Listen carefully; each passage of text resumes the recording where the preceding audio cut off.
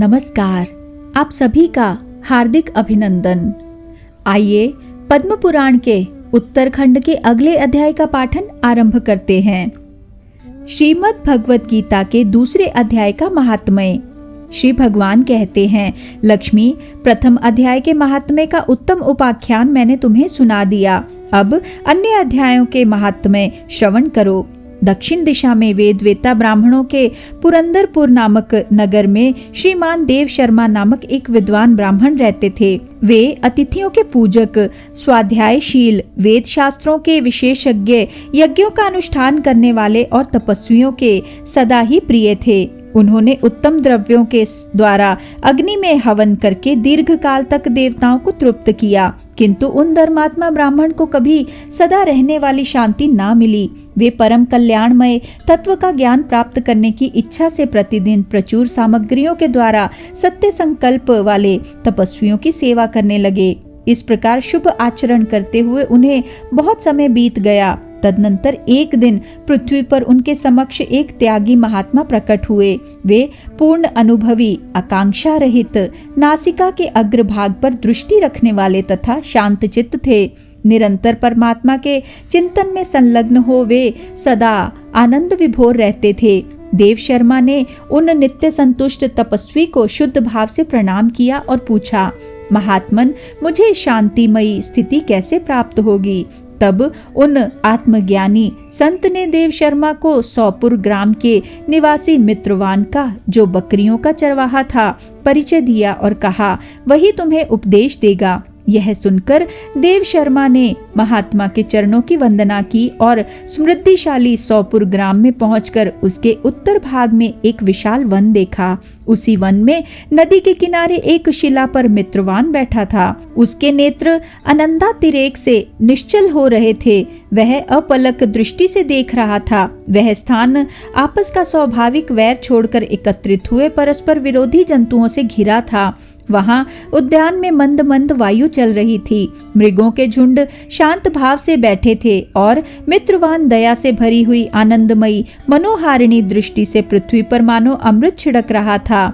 इस रूप में उसे देखकर देव शर्मा का मन प्रसन्न हो गया। वे उत्सुक होकर बड़ी विनय के साथ मित्रवान के पास गए। मित्रवान ने भी अपने मस्तक को किंचित नवाकर देव शर्मा का सत्कार किया। तदनंतर विद्वान देव शर्मा अनन्य चित्त से मित्रवान के समीप गए और जब उसके ध्यान का समय समाप्त हो गया, उस समय उन्होंने अपने मन की बात पूछी। महाभाग, मैं आत्मा का ज्ञान प्राप्त करना चाहता हूँ। मेरे इस मनोरथ की पूर्ति के लिए मुझे किसी ऐसे उपाय का उपदेश कीजिए जिसके द्वारा सिद्धि प्राप्त हो चुकी हो।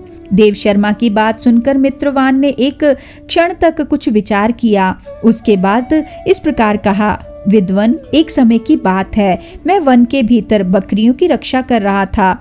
इतने में ही एक भयंकर व्याघ्र पर मेरी दृष्टि पड़ी, जो मानो सबको ग्रस लेना चाहता था। मैं मृत्यु से डरता था, इसलिए व्याघ्र को आते देख बकरियों के झुंड को आगे करके वहां से भाग चला। किंतु एक बकरी तुरंत ही सारा भय छोड़कर नदी के किनारे उस व्याघ्र के पास बेरोक टोक चली गई। फिर तो व्याघ्र भी द्वेष छोड़कर चुपचाप खड़ा हो गया। उसे इस अवस्था में देखकर बकरी बोली, व्याघ्र, तुम्हें तो अभीष्ट भोजन प्राप्त हुआ है। मेरे शरीर से मांस निकालकर प्रेम पूर्वक खाओ ना। तुम इतनी देर से खड़े क्यों हो? तुम्हारे मन में मुझे खाने का विचार क्यों नहीं हो रहा है? व्याघ्र बोला, बकरी, इस स्थान पर आते ही मेरे मन से द्वेष का भाव निकल गया। भूख प्यास भी मिट गई, इसलिए पास आने पर भी अब मैं तुम्हें खाना नहीं चाहता। व्याघ्र के यूं कहने पर बकरी बोली, न जाने मैं कैसे निर्भय हो गई हूँ। इसमें क्या कारण हो सकता है? यदि तुम जानते हो तो बताओ। यह सुनकर व्याघ्र ने कहा, मैं भी नहीं जानता। चलो सामने खड़े हुए इन महापुरुष से पूछें। ऐसा निश्चय करके वे दोनों वहां से चल दिए। उन दोनों के स्वभाव में यह विचित्र परिवर्तन देखकर मैं बहुत विस्मय में पड़ा था। इतने में ही उन्होंने मुझे से आकर प्रश्न किया। वहां वृक्ष की शाखा पर एक वानर राज था। उन दोनों के साथ मैंने भी वानर राज से पूछा। विप्रवर, मेरे पूछने पर वानर राज ने आदर पूर्वक कहा, अजापाल, सुनो, इस विषय में मैं तुम्हें प्राचीन वृतांत सुनाता हूँ। यह सामने वन के भीतर जो बहुत बड़ा मंदिर है उसकी ओर देखो। इसमें ब्रह्मा जी का स्थापित किया हुआ एक शिवलिंग है। पूर्व काल में यहाँ सुकर्मा नामक एक बुद्धिमान महात्मा रहते थे जो तपस्या में संलग्न होकर इस मंदिर में उपासना करते थे। वे वन में से फूलों का संग्रह कर लाते और नदी के जल से पूजनीय भगवान शंकर को स्नान कराकर उन्हीं से उनकी पूजा किया करते थे। इस प्रकार आराधना का कार्य करते हुए सुकर्मा यहाँ निवास करते थे। बहुत समय के बाद उनके समीप किसी अतिथि का आगमन हुआ। सुकर्मा ने भोजन के लिए फल लाकर अतिथि को अर्पण किया और कहा, विद्वन, मैं केवल तत्व ज्ञान की इच्छा से भगवान शंकर की आराधना करता हूँ। आज इस आराधना का फल परिपक्व होकर मुझे मिल गया, क्योंकि इस समय आप जैसे महापुरुष ने मुझ पर अनुग्रह किया है। सुकर्मा के ये मधुर वचन सुनकर तपस्या के धनी महात्मा अतिथि को बड़ी प्रसन्नता हुई। उन्होंने एक शिलाखंड पर गीता का दूसरा अध्ययन लिख दिया और ब्राह्मण को उसके पाठ एवं अभ्यास के लिए आज्ञा देते हुए कहा, ब्राह्मण, इससे तुम्हारा आत्मज्ञान संबंधी मनोरथ अपने आप सफल हो जाएगा। यूं कहकर वे बुद्धिमान तपस्वी सुकर्मा के सामने ही उनके देखते देखते अंतर्धान हो गए। सुकर्मा विस्मित होकर उनके आदेश के अनुसार निरंतर गीता के द्वितीय अध्याय का अभ्यास करने लगे।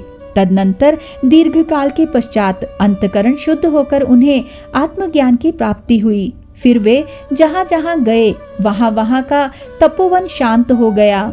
उनमें शीत उष्ण और राग द्वेष आदि की बाधाएं दूर हो गई। इतना ही नहीं, उन स्थानों में भूख प्यास का कष्ट भी जाता रहा तथा भय का सर्वथा अभाव हो गया। यह सब द्वितीय अध्याय का जप करने वाले सुकर्मा ब्राह्मण की तपस्या का ही प्रभाव समझो। मित्रवान कहता है, वानर राज के यूं कहने पर मैं प्रसन्नता पूर्वक बकरी और व्याघ्र के साथ उस मंदिर की ओर गया। वहां जाकर शिलाखंड पर लिखे हुए गीता के द्वितीय अध्याय को मैंने देखा और पढ़ा। उसकी आवृत्ति करने से मैंने तपस्या का पार पा लिया है। अतः भद्र पुरुष, तुम भी सदा द्वितीय अध्याय की ही आवृत्ति किया करो। ऐसा करने से मुक्ति तुमसे दूर नहीं रहेगी।